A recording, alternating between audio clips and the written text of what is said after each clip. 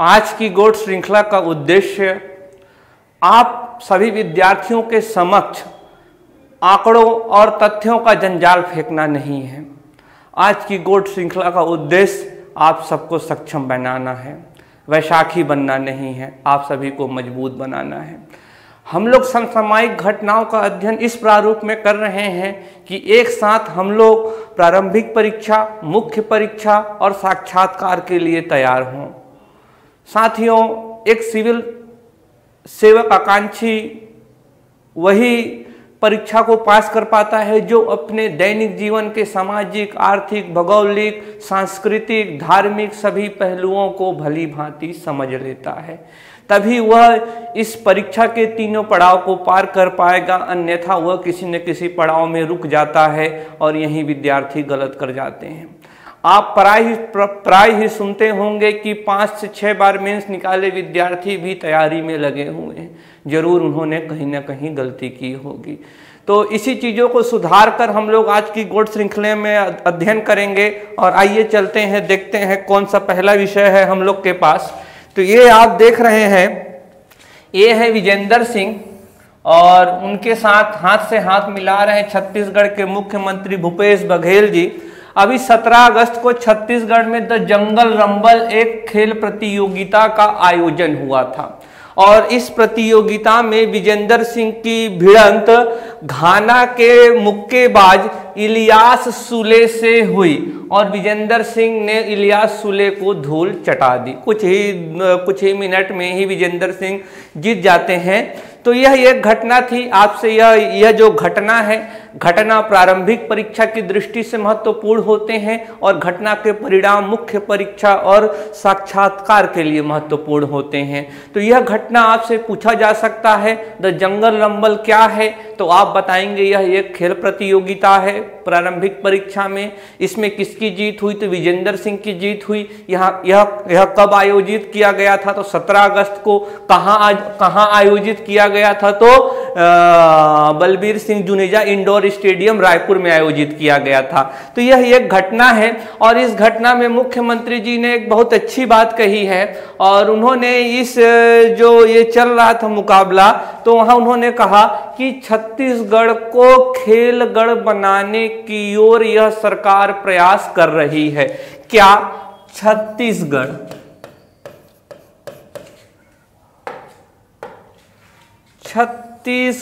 को सरकार क्या बनाने के लिए प्रयास कर रही है? खेलगढ़।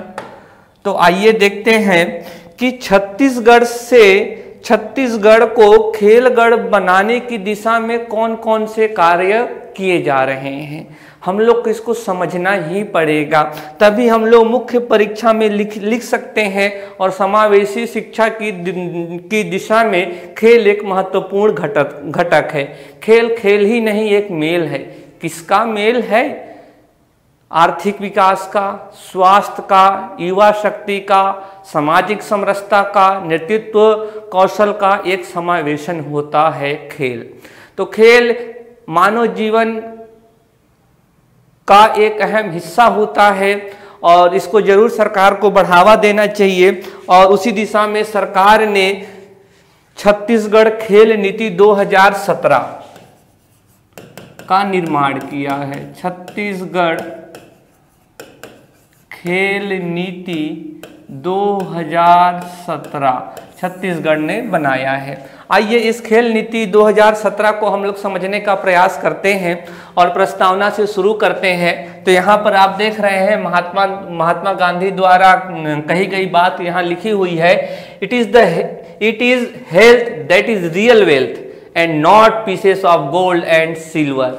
स्वास्थ्य ही सही मायने में सही संपत्ति है।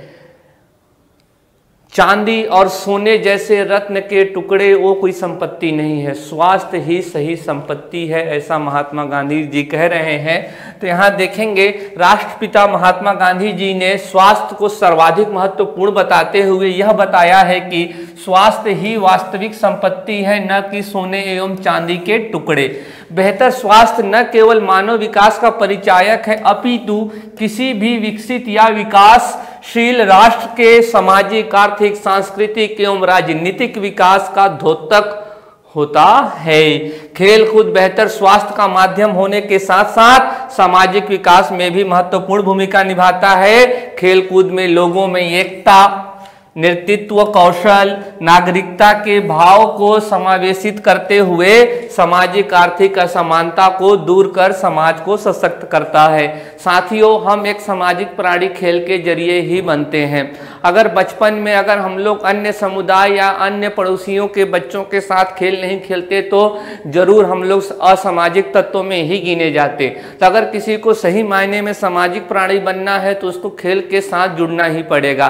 खेल यानी कि वीडियो गेम नहीं। आज तो बच्चे खेल के नाम पर वीडियो गेम खेलते हैं जो उनके मस्तिष्क को संकुचित कर रहा है। माँ बापों को इससे सावधान रहना चाहिए। तो आइए देखते हैं छत्तीसगढ़ खेल नीति 2017 का विजन क्या है। छत्तीसगढ़ राज्य में खेल अनुकूलित वातावरण निर्माण कर स्वस्थ समाज के सभी वर्गों के लोगों में खेलों के प्रति जागरूकता तथा उत्सुकता बढ़ाकर खेलों के माध्यम से राज्य का सर्वांगीण विकास करना है। अगर राज्यों का सर्वांगीण विकास करना है तो खेल को बढ़ावा देना ही होगा। तो इस खेल नीति का विजन क्या है? राज्य का सर्वांगीण विकास। किसके जरिए? खेलों को प्रोत्साहित करके। साथ ही खेल नीति 2017 राज्य को खेलों का गढ़ देख रहे होंगे। तो क्या कह रहा है ये? राज्य को, छत्तीसगढ़ को खेलों का गढ़ के रूप में विकसित करने का ध्येय रखती है, जहां खेल शिक्षा के समतुल्य हो तथा समाज का हर वर्ग खुशहाल हो। खेल नीति 2017 यह भी सुनिश्चित करने का प्रयास करेगी कि छत्तीसगढ़ का युवा वर्ग शारीरिक एवं मानसिक रूप से विकसित होकर सृजनात्मक और रचनात्मक कार्यों से राष्ट्र निर्माण में महत्वपूर्ण योगदान कर राज्य के विकास में सहभागी बन सके। तो यहाँ पर एक कुछ नीचे आंकड़े लिखे हुए हैं, इस आंकड़ों पर भी आप गौर जरूर फरमा लीजिएगा। भारत में अगर युवा जनसंख्या की बात करें, युवा जनसंख्या यानी 15 से 29 वर्ष आयु के जो लोग हैं उनको युवा से संबोधित किया जाता है। और भारत में ऐसे लोगों की संख्या देख रहे होंगे तो 27.5% है। और नेशनल इनकम में, राष्ट्रीय आय में उनका योगदान 34% का है। अब इसी आंकड़े को छत्तीसगढ़ में देखते हैं तो छत्तीसगढ़ में जो 15 से 29 वर्ष आयु के लोग हैं उनकी जनसंख्या 70,46,629 है। और यह छत्तीसगढ़ की कुल जनसंख्या यानी 2,55,45,198 का 27.58% है। यानी कि आप यहां देख रहे हैं राष्ट्र स्तर से छत्तीसगढ़ में युवा जनसंख्या ज्यादा है। छत्तीसगढ़ में युवा आबादी मुख्यतः ग्रामीण क्षेत्रों में युवा आबादी ज्यादा रहती है, क्योंकि छत्तीसगढ़ की अधिकांश जनसंख्या ही ग्रामीण जनसंख्या है। 76% के आसपास की जनसंख्या छत्तीसगढ़ की ग्रामीण है, तो इसीलिए युवा आबादी भी तो ज्यादा ग्रामीण में ही होगी। और नगरीय क्षेत्रों में मात्र 25.06% है। आइए आगे चलते हैं। आगे आप देखेंगे तो ये जो खेल नीति है उसकी दृष्टि लिखी हुई है, किस दृष्टि से आगे बढ़ा जाएगा, विजन क्या है।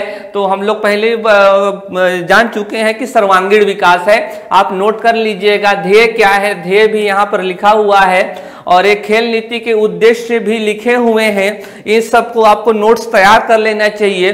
थोड़ा सा उद्देश्य को देखते हैं तो खेल के माध्यम से ऐसे सामाजिक एवं सांस्कृतिक वातावरण का निर्माण करना है जिससे किशोर युवा पीढ़ी शारीरिक एवं मानसिक रूप से विकसित हो सके तथा वह नकारात्मक विचारों से दूर रहकर अपनी ऊर्जा का उपयोग राष्ट्र निर्माण के लिए करें। तो यही है कि सामाजिक आर्थिक समरसता हो और जो युवा है खेल के माध्यम से अपने शरीर को और अपने मस्तिष्क को मजबूत करें, न कि नशीली दवाइयों की तरफ और ना ही नकारात्मक विचारों की तरफ जाएं। उनको खेल के माध्यम से उनके शरीर को और उनके मस्तिष्क को मजबूत करना ही पहला उद्देश्य है इसका।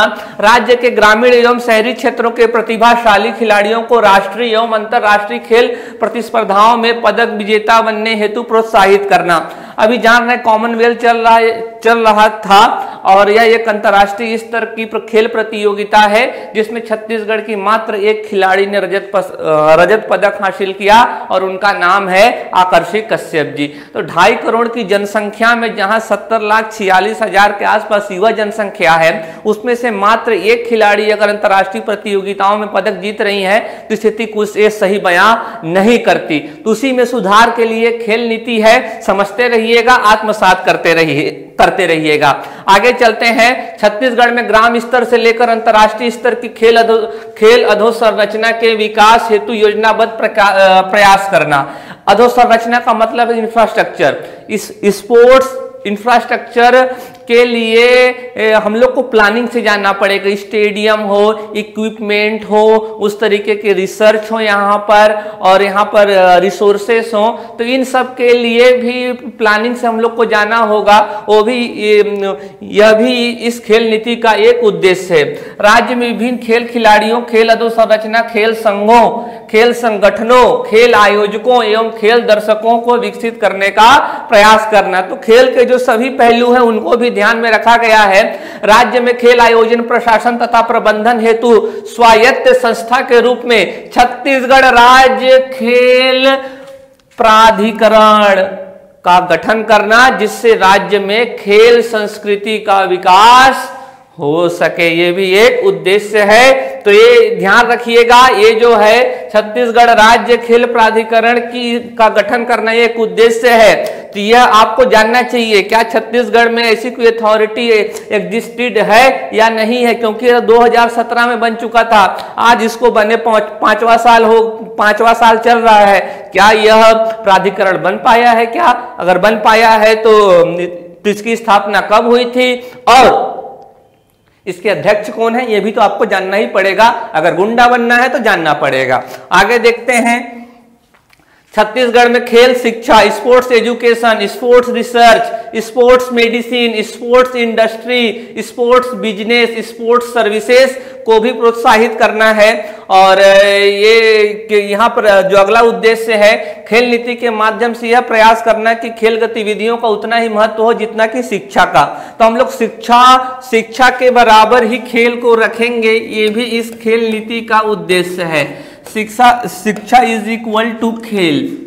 तो खेल का उतना ही महत्व होगा कि जितना हम लोग शिक्षा को देते हैं, लेकिन आजकल माँ बाप देते ही नहीं है। बच्चा स्कूल से आता है, ट्यूशन के लिए भेज देते हैं, रात हो गई, क्या करेगा बेचारा? खेल के नाम पर वीडियो गेम खेल लेता है, खाना खाता है, सोता है, सुबह फिर वही गधा मजदूरी, स्कूल जाओ, फिर वहां से ट्यूशन आओ। तो स्थिति ये बहुत ही दयनीय, सही प्रवृत्ति नहीं है। साथियों, आपको अपने माता पिता या फिर अपने अनुजों को या फिर अपने रिश्तेदारों को इस प्रवृत्ति से बाहर निकालने का प्रयास करना चाहिए, क्योंकि यह काम आपको सिविल सेवक बनने के बाद करना होगा। तो ध्यान में रखेंगे तो यह आपके लिए एक गतिविधि हो सकती है जिसको आप अंजाम देकर अपने लिए एक सिविल सेवक का कौशल डेवलप कर सकते हैं। ये आपके ऊपर है, कितना बनना चाहते हैं, कितना नहीं बनना चाहते, सरकारी नौकरी पाना चाहते हैं कि सिविल सेवक बनना चाहते हैं। पहले पांडुरंगा ये डिसाइड आप लोग कर लीजिएगा। अगर सिविल सेवक बनना चाहते होंगे तो आज नहीं तो कल लक्ष्य मिल जाएगा, लेकिन अगर सरकारी नौकरी पाना चाहते होंगे तो मिलने से दूभर ही रहेगा। बहुत लंबा प्रयास करना पड़ेगा, शायद मिले भी ना, हमेशा व्यथित रहोगे, भवसागर में फंसे रहोगे। तो ऐसे ही है, राज्य में खेल अनुदान प्रक्रिया का सरलीकरण करना है हम लोगों को। आगे खेल के अधिकाधिक प्रचार प्रसार हेतु social media, print media, electronic media का अधिकाधिक उपयोग, ताकि खेलों के प्रति जन सामान्य में जागरूकता के साथ साथ खेलों के प्रति आकर्षण पैदा हो सके। तो यहां देख रहे हैं सोशल मीडिया आजकल कहां पीछे छूटता है किसी भी मामले में, चाहे बुजुर्ग हो चाहे बच्चे हो, सोशल मीडिया में जाकर अनसोशल हो रहे हैं। तो यहाँ भी जो जागरूकता फैलाई जाएगी, सोशल मीडिया का प्रयोग किया जाएगा, लेकिन यहाँ पे सकारात्मक प्रयोग हो रहा है सोशल मीडिया का। हम जो करते हैं वो नकारात्मक है, तरह तरह की चीजें वहां से गलत रूप में सीखते रहते हैं। राज्य में खेलों एवं खिलाड़ियों को विकसित करना, जिससे छत्तीसगढ़ विभिन्न खेलों में राष्ट्रीय एवं अंतर्राष्ट्रीय ख्याति प्राप्त कर सके और देश में खेलकूद गतिविधियों को केंद्र के रूप में उभरे, ये लक्ष्य है छत्तीसगढ़ को खेलों में अग्रणी राज्य की श्रेणी में लाना। अभी देखो ये कब तक होता है। मुझे तो लगता है शायद मैं इस दुनिया को छोड़कर ईश्वर के करीब पहुंच जाऊंगा, तब भी यह लक्ष्य दूर की कौड़ी साबित होती है, लेकिन फिर भी लक्ष्य है तो आज नहीं तो पूरा होगा ही होगा। तो आगे चलते हैं और ये देख लेते हैं कि ये कैसे किया जाएगा। ये जो आपने विजन देखा, ध्येय देखा, उद्देश्य देखा, लक्ष्य देखा, ये कैसे कंप्लीट होगा। तो सामुदायिक गतिविधियों हेतु वातावरण का निर्माण करना पड़ेगा, खेल प्रतिभा की खोज करनी पड़ेगी। किसके जैसे? आकर्षी कश्यप के जैसे खेल प्रतियोगिताओं का आयोजन करना पड़ेगा, खिलाड़ियों को सुविधाएं देनी पड़ेगी और वहां भी लोकतंत्र होना चाहिए, जान पहचान वालों को नहीं, भ्रष्टाचार से मुक्त करना पड़ेगा। सावधान रहिएगा, खेलों का वर्गीकरण करना पड़ेगा। विद्यालयों एवं महाविद्यालयों में खेल शिक्षा जो आज दूर हो रहा है, केवल पढ़ाई पर ध्यान दिया जा रहा है, वह समावेशी शिक्षा का उदाहरण नहीं है। आगे चलते हैं और देखते हैं खेल विद्यालय की स्थापना करना। खेल विद्यालय, स्पोर्ट्स एकेडमी, स्पोर्ट्स स्कूल बनाया जाएगा। अगर खेल के मामले में छत्तीसगढ़ को अग्रणी बनाना है, अगर छत्तीसगढ़ को खेलगढ़ में परिवर्तित करना है तो खेल विद्यालय की स्थापना, खेल संघों को प्रोत्साहन, पुरस्कार एवं सुविधाएं, खेल अधिकारी, शिक्षक, प्रशिक्षक को प्रोत्साहन, खेल अधोसंरचना, छत्तीसगढ़ राज्य खेल प्राधिकरण एवं जिला विकास समिति का गठन, खेल कैलेंडर, खेल अकादमी, क्रीड़ा परिसर, खेल प्रशिक्षण, योग प्रशिक्षण, सूचना प्रौद्योगिकी की उपयोग है, वित्त संयोजन है, एंटी डोपिंग सेल का गठन है। मारिया शारापोवा मुझे याद आती है डोपिंग से, बहुत ही खूबसूरत है इसीलिए, और डोपिंग से वो निष्कासित भी हो चुकी हैं। खेल उद्योग, खेल प्रतिस्पर्धाओं का आयोजन, खेल विश्वविद्यालय, यहाँ विद्यालय है, यहाँ विश्वविद्यालय है, यह स्कूल है, और यह क्या है? यूनिवर्सिटी है। सावधान रहिएगा, विद्यालय स्कूल, महाविद्यालय कॉलेज और विश्वविद्यालय यूनिवर्सिटी। खेल परिषद एवं शासन भूमिका, खेल को निजी क्षेत्र, खेल में निजी क्षेत्र को भी शामिल करना। तो ये आपका खेल नीति हुआ, ये आपके मेंस में काम आएगा। आप कहीं भी सुझाव दे सकते हैं कि खेल नीति को और मजबूत बनाया जाए, इसको और कड़ाई से लागू किया जाए, और खेल विद्यालय, खेल विश्वविद्यालय, खेल प्रशिक्षक, खेल अधीक्षक, खेल शिक्षक, अधोसंरचना, खेल संगठन, छत्तीसगढ़ खेल प्राधिकरण, इन सब को बढ़ावा देना पड़ेगा, तभी छत्तीसगढ़ खेलगढ़ में परिवर्तित हो सकता है। यहाँ एक प्रारंभिक परीक्षा का भी प्रश्न बन सकता है। प्रश्न तो कई बन सकते हैं, लेकिन पूछा जा सकता है छत्तीसगढ़ में खेल नीति का निर्माण कब हुआ था? तो 2017 में हुआ था, और इसमें यह भी स्टेटमेंट बनाकर भी आ सकता है छत्तीसगढ़ के खेल नीति में खेल विश्वविद्यालय की अवधारणा है या नहीं, तो आप बताएंगे है। कई सारे प्रश्न बन सकते हैं, तीनों ही परीक्षा के पड़ाव की दृष्टि से महत्वपूर्ण है। आगे बढ़ते हैं, ये देख रहे होंगे तो ये छत्तीसगढ़ में थोड़ा खेल अधोसंरचना की बात कर लेते हैं।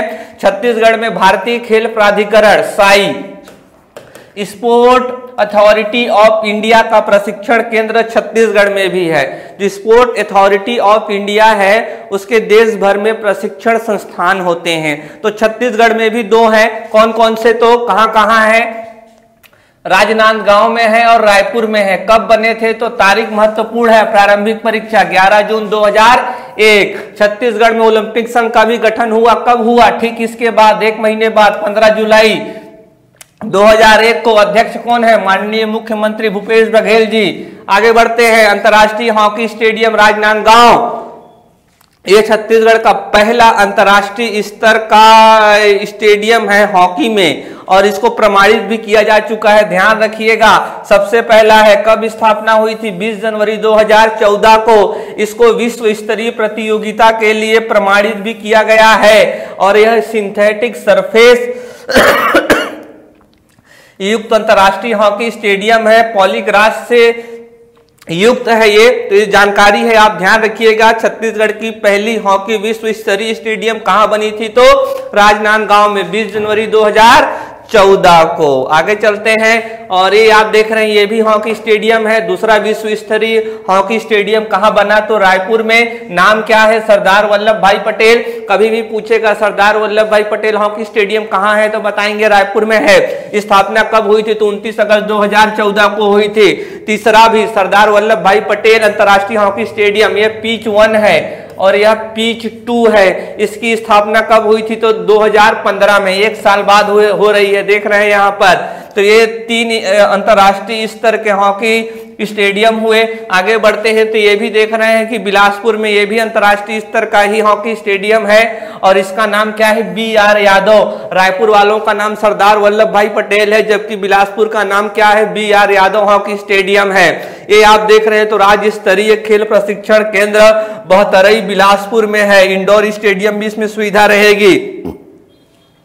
तो आपसे पूछ सकता है राज्य खेल प्रशिक्षण केंद्र कहाँ स्थापित किया गया है, तो बिलासपुर में। और आजकल तो स्पेसिफिक जगह का भी नाम पूछ लेता है तो बहतराई में है। कहाँ है, तो बहतराई में, ध्यान रखेंगे इसको। आगे चलते हैं, ये देख रहे होंगे मुख्यमंत्री साहब हैं और ये जो घटना घटी है कि अब छत्तीसगढ़ में जो इलेक्ट्रिक इक्विपमेंट है, जो पावर इक्विपमेंट है, ट्रांसफार्मर हो गए और भी विभिन्न तरीके के, ये देख रहे हैं मीटर टेस्टिंग हो गया, ऑयल टेस्टिंग हो गया। अब इन सभी उपकरणों की जांच यहीं हो पाएगी। तो रायपुर में इसके लिए जमीन अलॉट अभी की गई है 10 एकड़ नया रायपुर में। तो ये प्रयोगशाला नया रायपुर में स्थापित की जाएगी ताकि transformer, oil testing, metre testing यहीं हो सके। इससे पहले टेस्टिंग के लिए कहाँ जाता था, तो भोपाल जाता था। तो ध्यान में रखेंगे कि यह क्या है, तो ये बहुत जरूरी हो सकता है, प्रीलिम्स में पूछा जा सकता है। आगे चलते हैं तो ये लिखा हुआ केंद्रीय विद्युत संस्थान भारत सरकार विद्युत मंत्रालय के अधीन गठित सार्वजनिक उपक्रम है। ये मीटर ये जो प्रयोगशाला स्थापित की जाएगी तो इसके लिए छत्तीसगढ़ सरकार ने समझौता किया है। किससे किया है, तो यह आपको जानना चाहिए। तो ये किससे किए हैं, तो ये अभी आप देख रहे होंगे केंद्रीय विद्युत अनुसंधान संस्थान बेंगलुरु से छत्तीसगढ़ की सरकार ने समझौता किया है। और यह जो केंद्रीय विद्युत अनुसंधान संस्थान बेंगलुरु है, यही नया रायपुर में प्रयोगशाला स्थापित करेगा ताकि विद्युत उपकरणों की जांच यहीं हो सके। तो यहाँ जो केंद्रीय विद्युत अनुसंधान संस्थान है वो भारत सरकार द्वारा स्थापित है और वह एक पब्लिक सेक्टर यूनिट है। तो इसको आप पढ़ लीजिएगा। आगे चलते हैं और आगे आप यह देख रहे हैं कि यह छत्तीसगढ़ के कृषि मंत्री रविंद्र चौबे हैं। ये कहाँ गए हुए हैं, तो यह इंदिरा गांधी कृषि विश्वविद्यालय में उपस्थित होने गए हैं। क्यों गए हैं, शौक से गए हैं कि मजबूरी, वो पता नहीं, वो तो यही बता पाएंगे। लेकिन यहाँ पर जो इंदिरा गांधी कृषि विश्वविद्यालय है, यहाँ पर ICAR Indian council of agricultural research इन दोनों ने मिलकर यहाँ पर दलहन पर विचार विमर्श करने के लिए एक समारोह का आयोजन किया था। एक विचार मंथन हुआ यहाँ पर, तो उसी के लिए यहाँ उपस्थित हुए थे कौन, तो छत्तीसगढ़ के कृषि मंत्री रविंद्र चौबे। क्या कह रहे हैं, आइए देख लेते हैं। प्रदेश के कृषि मंत्री श्री रविंद्र चौबे ने कहा है कि छत्तीसगढ़ में दलहन फसलों के उत्पादन को बढ़ावा देने के लिए दलहन उगाने वाले किसानों को विशेष प्रोत्साहन दिया जा रहा है। तो आइए देखते हैं छत्तीसगढ़ में दलहन की स्थिति क्या है और कहां तक बात पहुंची हुई है। दलहन का उत्पादन बढ़ रहा है या नहीं बढ़ रहा है कि ये सिर्फ कोरी कल्पना है, आइए जानते हैं। तो ये आपके सामने आंकड़े कुछ दर्शाए गए हैं, इनको आप ध्यान से देखेंगे तो ये जो कॉलम है फसल को, यह वर्ष को, और ये जो आंकड़े हैं 1000 मीट्रिक टन में है। तो देखेंगे तो टोटल अगर 2012-13 में जो टोटल दलहन का उत्पादन हुआ था 545.7 हजार मीट्रिक टन, जब और वह 2020-21 में घटकर कितना हो गया, तो 444.22 हजार मीट्रिक टन, यानी कि यहाँ पर कमी हुई है। तो जितना दलहन का उत्पादन वर्ष 2012-13 में होता था उससे कम हो रहा है कब, 2020-21 में। क्यों कम हुआ है, तो आप अपने तर्क जरूर खोजिएगा, मैं 1-2 तर्क बता रहा हूं। विशाल मात्रा में MSP पर धान की खरीदी एक प्रमुख कारण है। बाकी आप इसको देखेंगे, बीजों की कमी है, जो जितनी बीज धान को लेकर है क्या उतनी दाल में है, क्या धान में लाभ है या नहीं है, धान को लेकर कितने अनुसंधान हुए हैं। आप लोग इस पे जरूर विचार करिएगा, क्योंकि ज्वलंत विषय है। जो धान की खेती बहुत ज़्यादा होती है, धान की खेती बहुत ज़्यादा होने से एक तो जो मूल्य है, जो पूरी मूल्य श्रृंखला है जो कृषि उत्पादों की, वो तो प्रभावित होती ही है, साथ में पर्यावरण को भी व्यापक रूप से हानि पहुंच रही है। तो अभी देखते हैं, तो यहाँ पर कुछ प्रश्न आपके और बनेंगे। एक तो प्रश्न यही हो गया कि वर्ष 2012-13 की तुलना में छत्तीसगढ़ में जो दलहन की खेती है 2020-21 में बढ़ी है कि घटी है, तो आप बताएंगे घटी है। और छत्तीसगढ़ की जो मुख्य दलहन फसल क्या है, तो चना है।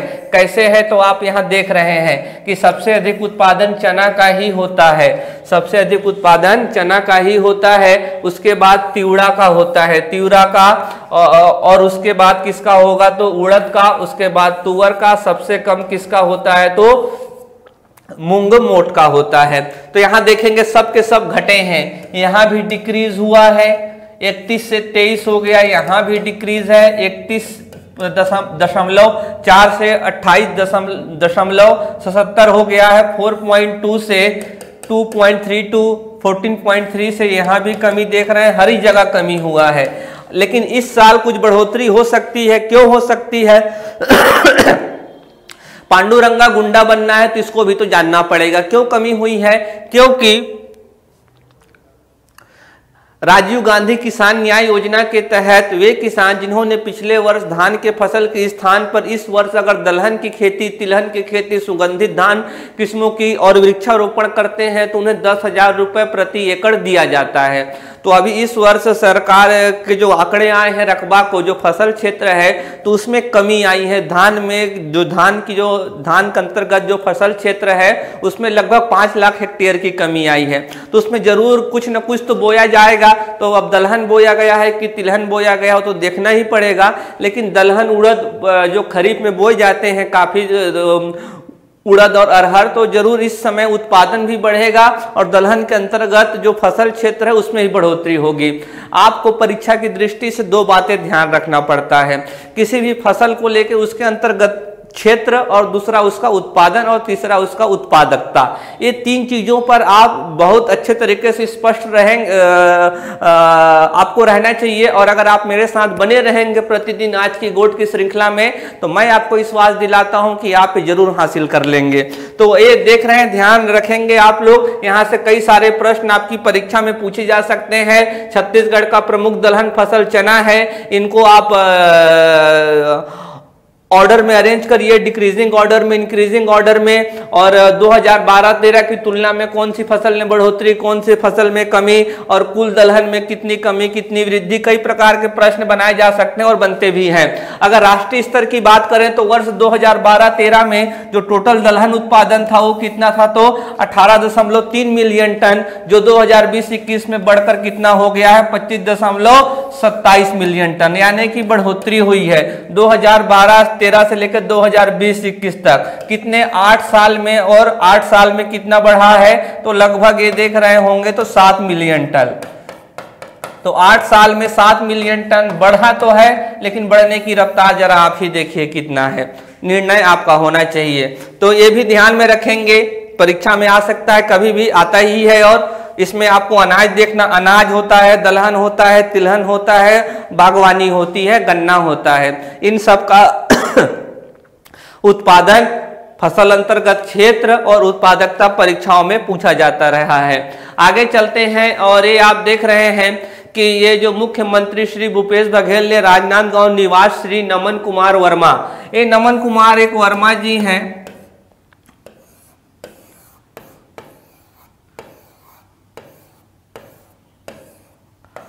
अभी तो आप ये देख रहे होंगे, अभी तो ये नृत्य की मुद्रा में आपको दिख रहे हैं। नृत्य की मुद्रा में इसलिए आपको दिख रहे हैं ये, क्योंकि इनकी जो बीमारी थी aplastic anaemia blood stem cell, अब वो ठीक हो गई है, इसीलिए मुस्कुरा रहे हैं और नृत्य भी कर रहे हैं। क्यों ना करें। तो ये कैसे ठीक हुई? इनको सहायता मिली। कहां से सहायता मिली? तो मुख्यमंत्री विशेष स्वास्थ्य सहायता योजना से मिली। कितने की सहायता मिली? तो 15 लाख की सहायता मिली। तो ऐसे में हम लोगों को यह जानना चाहिए कि इनके निवृत्त होने का कारण मुख्यमंत्री विशेष स्वास्थ्य सहायता योजना है। तो इस योजना के बारे में जानकारी प्राप्त कर लेना ही उचित होगा। और ये भी देख रहे हैं, ये सीता कुमारी जी हैं, ये कोरबा से हैं और इनको भी 15 लाख की सहायता मिली है। किसके तहत मिली है? तो मुख्यमंत्री विशेष स्वास्थ्य सहायता योजना के तहत मिली है। यह योजना कब लागू हुई थी? तो 1 जनवरी 2020 को लागू हुई थी। कौन सा विभाग लागू कर रहा है? तो नाम से ही समझ में आ रहा है, शब्द ही हमें इंगित कर रहे हैं कि परिवार एवं स्वास्थ्य कल्याण विभाग इसको लागू कर रहा है। अभी यह जो योजना है इसमें 20 लाख तक की सहायता प्रदान की जाती है। अधिकतम कितना प्रयास किया जाए, सहायता प्रदान किया जाएगा? तो 20 लाख। कौन बीमारियों के लिए? तो दुर्लभ बीमारियों के लिए, सामान्य बीमारियों के लिए नहीं। तो कौन कौन से दुर्लभ बीमारी? हार्ट हो गया, लीवर हो गया, आपका बोन मेरो हो गया, आपका कैंसर हो गया। तो ऐसे जो दुर्लभ बीमारी हैं जिनके इलाज के लिए लोगों को खेत बाड़ी बेचना पड़ता है, खेत बाड़ी तो छोड़िए घर ही बेचना पड़ जाता है।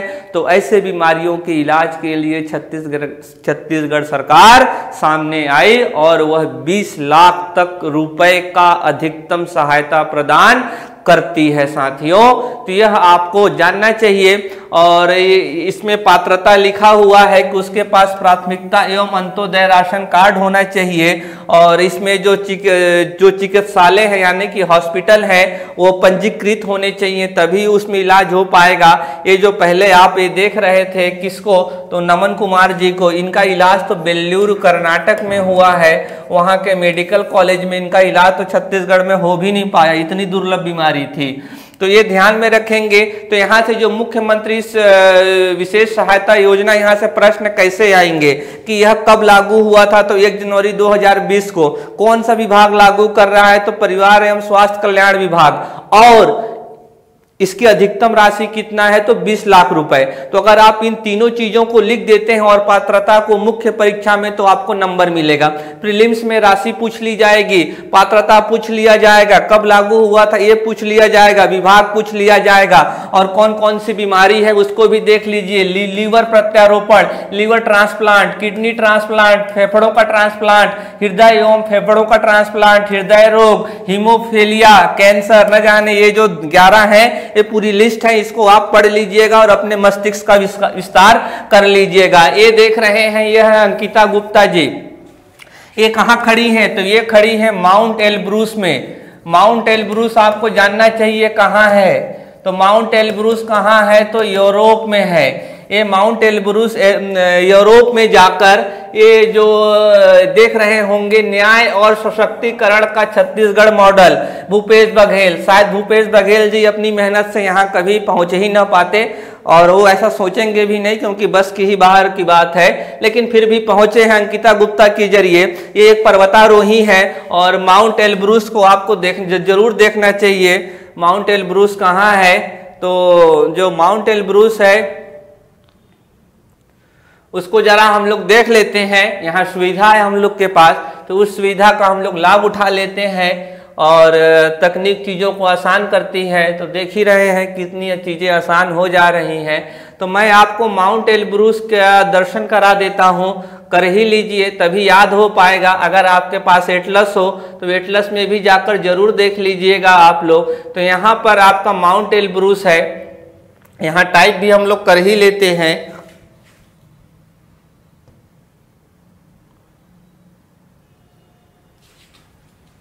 ये देखिए अपने आप ही आ गया, आर्टिफिशियल इंटेलिजेंस काम कर रहा है, इंडस्ट्रियल 4.0।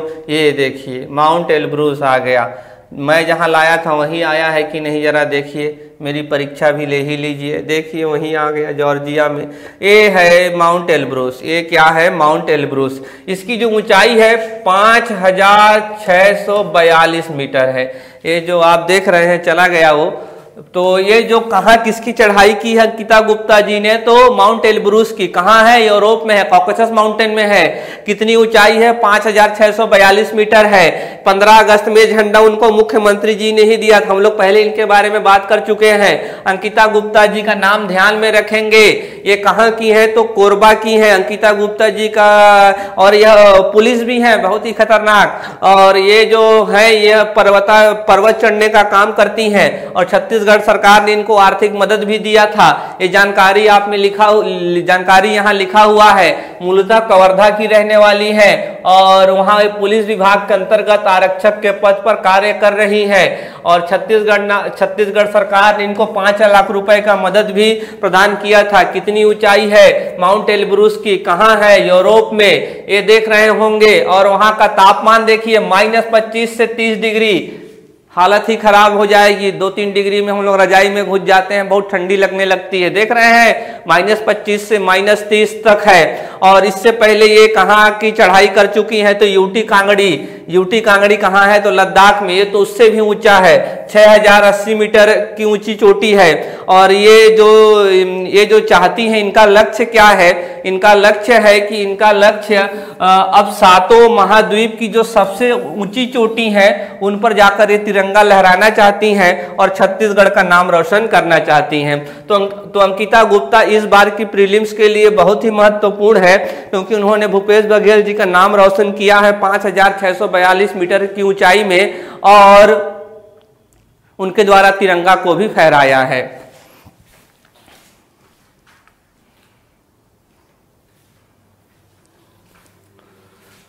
आगे चलते हैं और ये देख रहे होंगे तो यह कृष्ण कुंज है और जन्माष्टमी के दिन से इसकी शुरुआत कर देंगे मुख्यमंत्री रायपुर से, और भी जो जनप्रतिनिधि हैं अपनी अपनी जगह से इसको करेंगे। तो ये देख रहे हैं छत्तीसगढ़ सरकार ने बहुत ही सुंदर पोस्टर का निर्माण किया है और हर कृष्ण कुंज सामने से ऐसा ही दिखाई देगा। हर कृष्ण कुंज का निर्माण केवल ऐसा ही किया जाएगा। तो आइए आगे देखते हैं। ये देख रहे हैं तैयारियां शुरू हो गई हैं। मुख्यमंत्री जी जाएंगे, 2 मिनट के लिए वृक्षारोपण करके निकलेंगे, लेकिन असली काम तो इनका ही है। और ये देख रहे हैं ये लोग कार्य कर रहे हैं, कहीं कोई गलती हो गया तो कोड़े अलग से।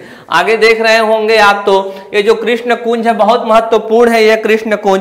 तो अभी इसमें क्या किया जाएगा ये आप लोगों को जानना चाहिए। तो आइए जानते हैं कि इसमें जो है कि सही स्लाइड की तलाश में जरा मैं हूं, सही स्लाइड मिल जाए तो बेहतर हो जाएगा।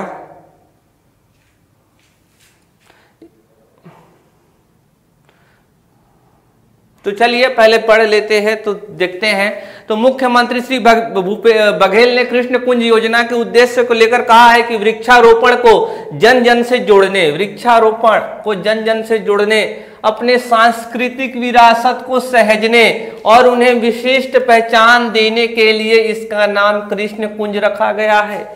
तो ध्यान रखिएगा, कृष्ण कुंज कोई धार्मिक स्थल नहीं है, एक वृक्षों से हरा भरा युक्त स्थल है।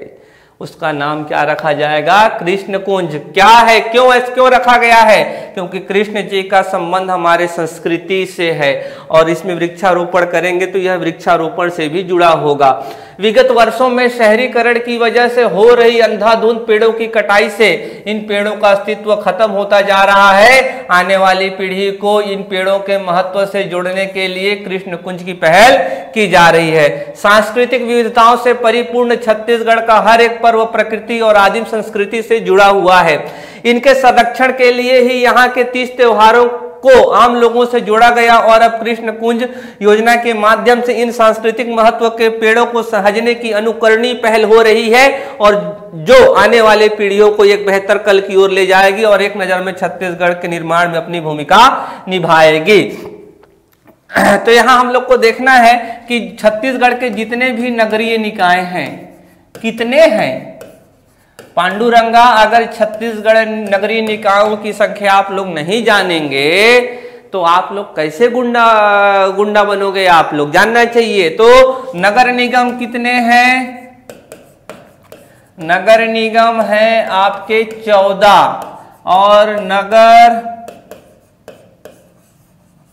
पालिका परिषद की संख्या कितनी है? तो 43।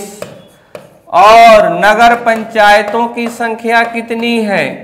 तो 112, टोटल 169। तो ये जो टोटल 169 है,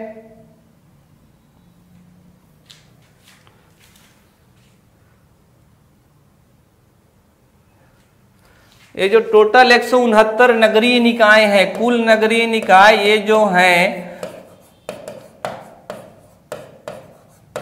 ये जो कुल नगरीय निकाय आप देख रहे हैं, यहाँ पर हर नगरीय निकाय में 1 एकड़ लिया जाएगा। कहाँ से लिया जाएगा? वन विभाग से लिया जाएगा और इसमें वृक्षारोपण किया जाएगा। इसमें वृक्षारोपण किया जाएगा, वृक्षारोपण किया जाएगा। और वृक्षारोपण में वृक्षों का चुनाव कैसे किया जाएगा? ऐसे वृक्ष जिनका परंपरागत एवं सांस्कृतिक महत्व है, परंपरागत एवं सांस्कृतिक महत्व है। तो कुछ वृक्षों के देख लेते हैं नाम हम लोग यहाँ पर। तो आप जानते हैं कि हरेली में नीम, जब किसी का दाह संस्कार होता है तो पीपल पेड़ के नीचे किया जाता है। कदम्ब वृक्ष का संबंध श्री कृष्ण जी से है। और आम के तोरण का प्रयोग किया जाता है। बेल भगवान शिव के लिए, महावीर जैन के लिए साल वृक्ष, इसी वृक्ष के नीचे उन्होंने शिक्षा प्राप्त की थी। गौतम बुद्ध जी के लिए बोधि वृक्ष है। सीता जी का संबंध रावण के लंका अशोक वाटिका से है। तो ऐसे ही जो परंपरागत और सांस्कृतिक महत्व के जो वृक्ष हैं, तो उनका वृक्षारोपण इस 1 एकड़ के क्षेत्र में किया जाएगा। तो इससे लाभ क्या क्या होंगे? तो एक तो ऐसा लाभ होगा कि यह संस्कृति और परंपरा का रक्षा है, क्योंकि अगर ये वृक्ष शहर से खत्म होते जा रहे हैं, उनकी जगह कंक्रीट के जंगल आते जा रहे हैं, तो अगर इन वृक्षों को सहेजा नहीं जाएगा तो आने वाली पीढ़ी इन वृक्षों को भूल जाएगी। तो इसीलिए यह परंपरा एवं संस्कृति की रक्षा है। और इसका जो मुझे सबसे बड़ा लाभ दिखता है वो है पर्यावरणीय लाभ। पर्यावरणीय लाभ कैसे होगा? पर्यावरणीय लाभ जैव विविधता का संरक्षण होगा। पेड़ लगाए जाएंगे तो वहां पर अनेक जीव जंतुओं का आवास स्थान भी बनेगा और यह महत्वपूर्ण ऑक्सीजन देने वाला क्षेत्र बनेगा और CO2 का अवशोषण करने वाला क्षेत्र बनेगा। यहाँ पर लोग यहाँ जाएंगे, बैठेंगे और आप पेड़ों के नीचे हर किसी को शांति महसूस होती है, ठंडक महसूस होता है। तो वहाँ पर यह आर्थिक अब लोग वहां जाएंगे तो ठेला ठपरी तो वहां लगेंगे ही, तो आर्थिक विकास का भी यह जरिया बनेगा। तो यह एक बहुत ही अच्छी संकल्पना है। बस इसको अगर सही तरीके से लागू कर दिया जाए तो बहुत काम की चीज है ये। और अभी यह पूरे नगरीय क्षेत्रों में लागू की जा रही है। वन विभाग इसके लिए न्यूनतम 1 एकड़ का जमीन, अधिकतम कितना भी हो सकता है, न्यूनतम 1 एकड़ होना चाहिए। न्यूनतम बताया गया है, न्यूनतम 1 एकड़ की भूमि।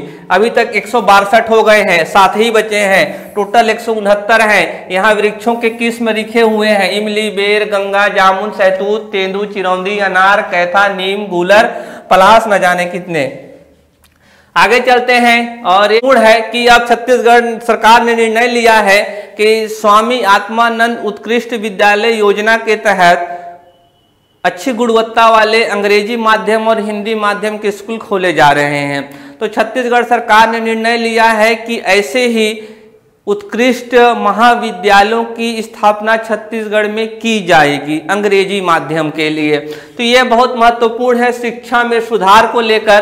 तो यहाँ आप पढ़ रहे हैं कि ये उन्होंने बोला है कि प्रथम चरण में आगामी शैक्षणिक सत्र जून 2023 से राज्य के प्रमुख नगरों में कम से कम 10 इंग्लिश मीडियम कॉलेज खोले जाएंगे।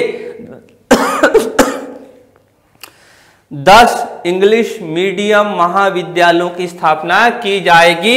आगामी 3 साल में राज्य के सभी जिला मुख्यालयों में इंग्लिश मीडियम कॉलेज खोले जाएंगे। कहाँ खोला जाएगा? तो जो 10 खोले जाएंगे वो जिला मुख्यालय में ही खोले जाएंगे।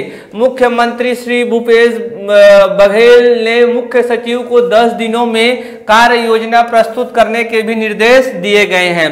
स्वामी आत्मानंद उत्कृष्ट विद्यालय योजना स्कूली शिक्षा के क्षेत्र में एक नई क्रांति है।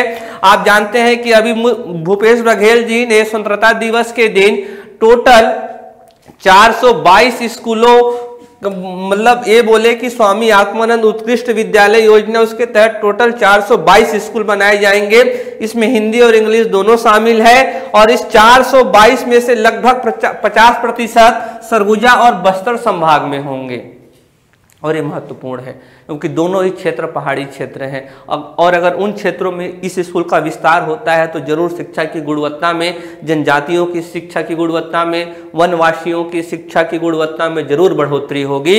ये आपके लिए बहुत महत्वपूर्ण है। शिक्षा हर समस्या का हल है, तो शिक्षा को जब तक मजबूत नहीं बनाया जाएगा, शिक्षा को जब तक गुणवत्तापूर्ण नहीं बनाया जाएगा, तब तक विकास संभव नहीं है। छत्तीसगढ़ कभी आगे नहीं बढ़ सकता है। शिक्षा ही वो जरिया है जो सभी क्षेत्रों में प्रगति के लिए मजबूत नींव प्रदान करता है। ध्यान में रखेंगे और जानकारी है इसमें कि, और आप जानते हैं कि दंतेवाड़ा के हर स्कूल को स्वामी आत्मानंद उत्कृष्ट विद्यालय योजना के तहत उच्च गुणवत्ता वाले स्कूलों में तब्दील कर दिया जाएगा। तो ये महत्वपूर्ण घोषणा है, इसको लेकर आगे हम लोग बात करते रहेंगे। आगे चलते हैं। यह तो छत्तीसगढ़ की राज्यपाल है, इनका नाम है, आप जानते हैं, यूके जी हैं यह। और ये देख रहे हैं तो ये नारायण चंदेल जी हैं, काफी मुस्कुरा रहे हैं। क्यों ना मुस्कुराए, नारायण चंदेल जी हैं, क्यों ना मुस्कुराए, क्योंकि ये जो नारायण चंदेल जी हैं जो मुस्कुरा रहे हैं क्योंकि अब यह छत्तीसगढ़ विधानसभा के नेता प्रतिपक्ष हैं। तो यह प्रीलिम्स की दृष्टि से महत्वपूर्ण है। आपसे पूछा जा सकता है कि छत्तीसगढ़ की विधान सभा में नेता प्रतिपक्ष वर्तमान में कौन है, तो नारायण चंदेल जी हैं। इससे पहले धर्मलाल कौशिक जी थे। तो आपकी परीक्षा के लिए महत्वपूर्ण है। तो साथियों, आज के लिए बस इतना ही। आप मेरे साथ बने रहेंगे तो आपकी क्षमता में अवश्य ही बढ़ोतरी होगी। मैं पहले ही अपना उद्देश्य स्पष्ट कर चुका हूं कि तथ्यों का जंजाल फेंकना नहीं है। क्वेश्चन आंसर पैटर्न में भी बना सकता था, लेकिन वो आप लोगों के साथ छल है और छल करना, किसी के जीवन को गलत दिशा में ले जाना, उससे बुरा काम इस पूरे विश्व में कुछ हो नहीं सकता है। तो साथियों, फिर मिलते हैं अगली खबरों के साथ।